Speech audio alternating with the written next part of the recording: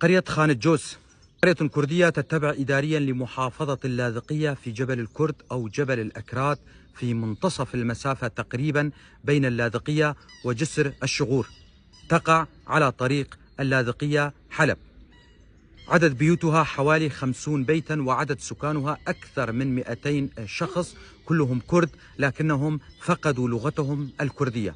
خان الجوز كبقية القرى في جبل الكرد، وكل القرى هناك كردية، تعرضت لقصف من قبل قوات نظام بشار الأسد، لذلك تهدمت بيوتها وتهجر أهلها. وهنا أناشد حكومة إقليم كردستان العراق والإدارة الذاتية لشمال وشرق سوريا كافة الأحزاب الكردية والكرد من أصحاب رؤوس الأموال أن يمدوا يد العون والمساعدة لأهلنا هناك، فهم بحاجة للمساعدة. من عائلاتها شيخاني وبريمو وزربة، وفيها عائلة علوية كبيرة وهي عائلة صالحة.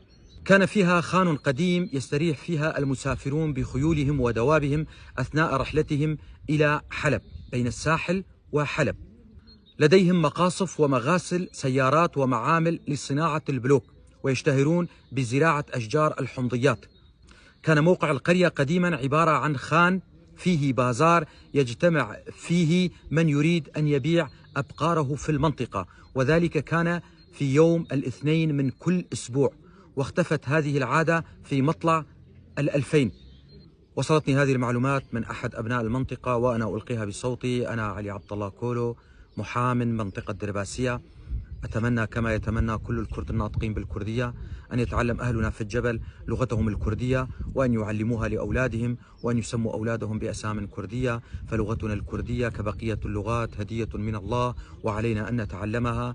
دمتم أهلنا في قرية خان الجوز.